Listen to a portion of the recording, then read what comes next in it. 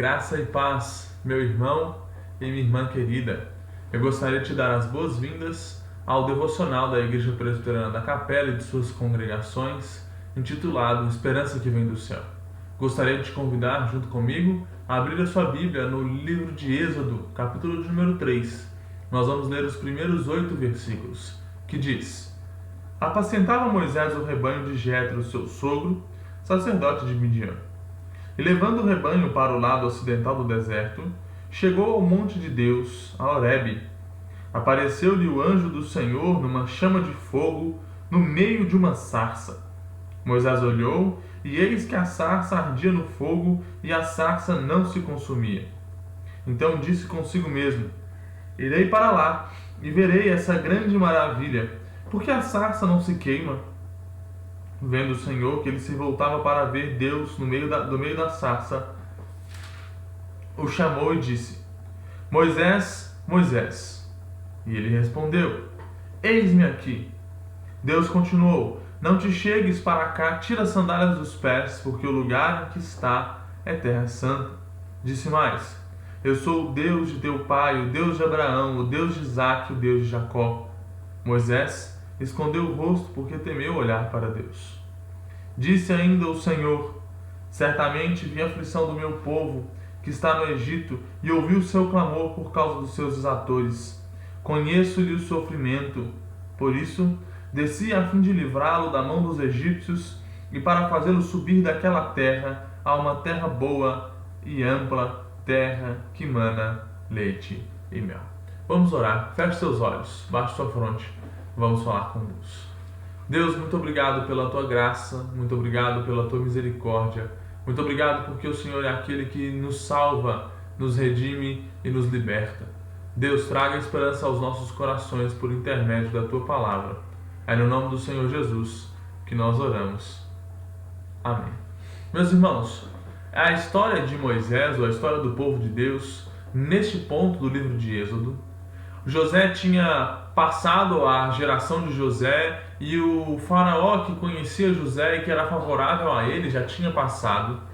E por conta da grande multiplicação dos filhos de Israel, os egípcios foram mais sagazes e tomaram aquele povo por escravos e por servos e os colocaram para construir e edificar as suas grandiosas cidades. Durante muito tempo de sofrimento, de dor e de perseguição e de escravidão, após tudo isso culminar num grande desespero, numa grande falta de esperança do povo de Deus, o povo de Deus retorna ao Senhor, busca ao Senhor e clama ao Senhor por misericórdia. E aqui vai um detalhe, uma característica de Deus, um de seus atributos, que é a fidelidade dele para com o seu povo, para com a aliança que ele fez com o seu povo.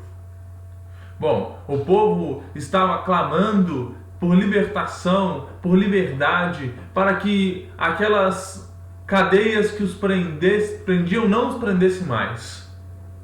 E Deus chama Moisés e envia Moisés numa missão de resgate.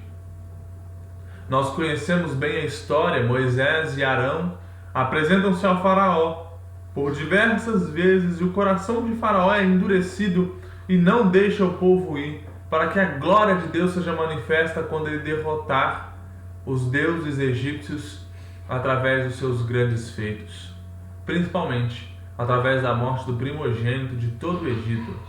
Os primogênitos de Israel não morreram por causa do cordeiro pascal, por causa do cordeiro substitutivo.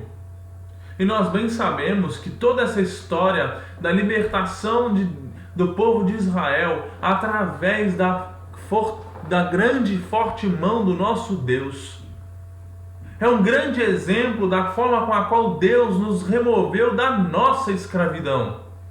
Não é uma escravidão política, não é uma escravidão social e econômica, mas uma escravidão espiritual por conta do pecado e de suas consequências terríveis.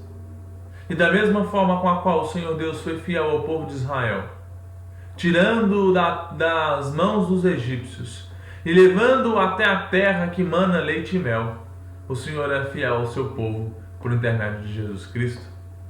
E em Cristo Jesus nos dá vida e nos liberta da escravidão do pecado, e essa é a nossa grande esperança.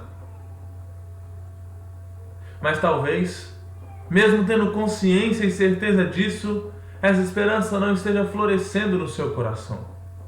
Então eu te convido a buscar ao Senhor Deus em oração, sabendo que Ele é fiel e tendo certeza de que em Cristo Jesus, e por intermédio da igreja, por intermédio dos irmãos, da palavra e da oração, Ele pode vivificar o seu coração e trazer vida e vida em abundância.